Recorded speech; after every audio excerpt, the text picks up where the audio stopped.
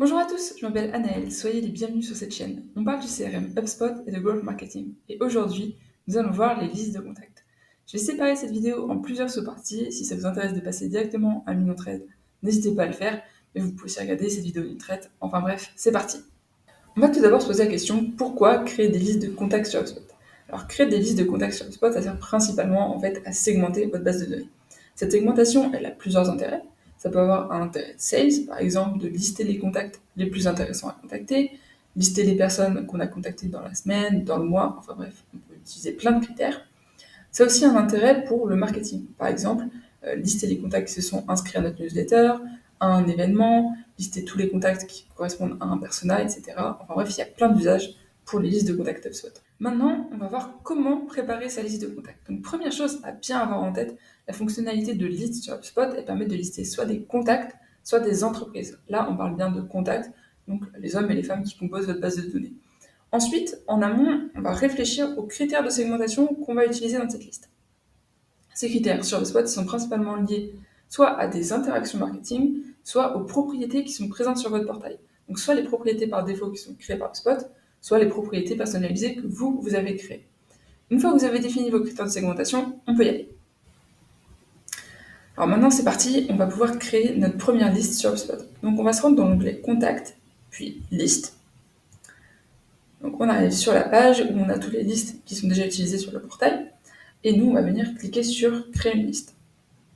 Donc comme je disais, on peut créer des listes soit basées sur les contacts, soit basées sur les entreprises. Là, on va partir sur une liste basée sur les contacts. On va lui donner un nom à cette liste. Comme d'habitude, on essaie d'utiliser une nomenclature qui est claire, compréhensible par l'ensemble des utilisateurs du portail. Là, on va par exemple créer une liste de contacts à attribuer. Ensuite, on peut sélectionner un type de liste, soit une liste dynamique, soit une liste statique. Une liste statique, c'est vraiment une photo à l'instant T de votre base de données. C'est pas ce qu'on utilise le plus, ça peut avoir des intérêts parfois, mais nous on utilise plutôt des listes dynamiques. En fait, ces listes dynamiques, elles vont venir se mettre à jour automatiquement. Dès qu'un contact dans la base de données répondra aux critères qu'on a définis, ce contact viendra s'inscrire dans la liste. Par contre, le jour où un contact est dans la liste mais qui ne répond plus aux critères qu'on a définis, il viendra se supprimer. Donc c'est une liste qui sera en fait toujours à jour et c'est ça qui est intéressant avec les listes dynamiques. Donc on va cliquer sur Suivant. Et donc sur la gauche, on va avoir l'onglet Filtre qui va être super intéressant pour nous et qui va nous permettre de définir les critères de segmentation qu'on va mettre en place. Donc on appuie sur Ajouter un filtre et là on peut venir sélectionner en fait toutes les propriétés qu'on va pouvoir utiliser du coup pour filtrer notre base de données. Donc c'est ce que je disais, on a bien tout ce qui est interaction marketing, on a aussi tout ce qui est propriété, donc toutes les propriétés qui sont sur tous les objets, les contacts, les entreprises, les tickets, les transactions, etc.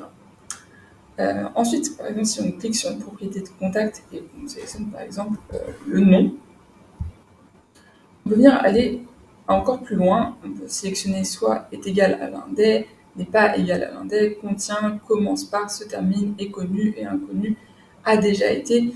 Vraiment, il y a plein de possibilités de filtres et c'est ça qui est très intéressant. Et du coup, on va venir sélectionner les filtres qu'on souhaite utiliser et sur la droite, la liste va venir se mettre à jour automatiquement. Donc là, on va faire une liste d'exemples. On va dire que pour attribuer en contact, on veut que le nom de cette personne soit connu, que son email également soit connu, mais par contre que son propriétaire, lui, soit inconnu. Donc là, on va enregistrer la liste et en fait, la liste va se traiter automatiquement. Suivant la taille de votre base de données, ça peut mettre un petit peu de temps, mais en général, c'est quand même assez rapide. Alors, notre liste de contacts, elle est maintenant bien chargée. Donc, on a bien tous des contacts dont le nom est connu, dont l'email est connu, et où le propriétaire du contact, par contre, est inconnu. Cette liste de contacts, on va pouvoir venir la personnaliser. On va cliquer sur Action, modifier les colonnes, et en fait, on va pouvoir venir ajouter des critères, des informations sur ces personnes. Par exemple, on va pouvoir venir ajouter l'entreprise associée principale, pour savoir de quelle entreprise viennent ces contacts.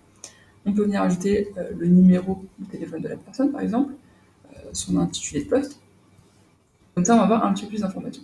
Ensuite, sur la droite, on peut venir paramétrer et personnaliser où est-ce que l'information va être dans le tableau. On va pouvoir ajouter l'entreprise, cette fois-ci du contact, un peu plus haut, tout comme l'intitulé du poste et le numéro de téléphone.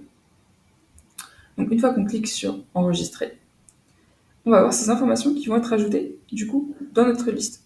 Donc on a bien l'entreprise principale, le numéro de téléphone, l'intitulé du poste et les autres propriétés qui étaient mises par défaut. Donc voilà, ça sert vraiment à personnaliser les listes et à avoir le maximum d'informations qui sont pertinentes pour vous. Dernier point de cette vidéo, on va voir comment suivre les performances de vos listes de contacts. Donc ça, c'est une nouveauté que HubSpot a récemment mis en place. C'est vraiment des statistiques qui sont liées à vos listes de contacts. Donc ça se situe dans l'onglet performance à côté des filtres. On va venir cliquer dessus et là, on a plusieurs graphes qui apparaissent. Tout d'abord, on a un graphique sur la taille de la liste. Là, on vient de la créer, donc il n'y a pas forcément d'informations. Mais par exemple, si c'était une liste sur les inscrits à votre newsletter, vous pourriez voir en fait comment évoluent du coup les inscrits à votre newsletter. Si vous avez des pics à des moments, etc. Donc ça, c'est hyper intéressant à analyser. Ensuite, vous avez des pie charts, donc avec différentes informations sur vos contacts dans cette liste. Donc là, c'est les sources, mais on peut venir aussi sélectionner les pays. On peut voir que la plupart des contacts n'ont pas de pays qui est associé, mais sinon, on a beaucoup de contacts aux USA, donc hyper intéressant. Et on a aussi, par exemple, la phase du cycle de vie. Donc ça peut être intéressant à analyser. Et on a un dernier type de graphique qui est vraiment plus sur l'engagement des contacts qui sont dans cette liste, sur les visites de sites, les conversions sur les formulaires, les emails, etc.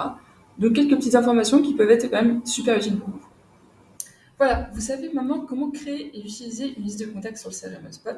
Cette vidéo décrit une infime partie de tout le potentiel offert par le CRM HubSpot. Vous pouvez vous abonner à notre chaîne YouTube pour être les premiers informés des nouvelles fonctionnalités et savoir comment bien les utiliser. Si vous souhaitez explorer plus en profondeur les fonctionnalités HubSpot, n'hésitez pas à nous poser vos questions en commentaire. Pour le reste, nos experts ont créé d'autres vidéos tutoriels et nous avons une playlist qui est dédiée. On se retrouve là-bas pour continuer d'étudier HubSpot ensemble. À bientôt!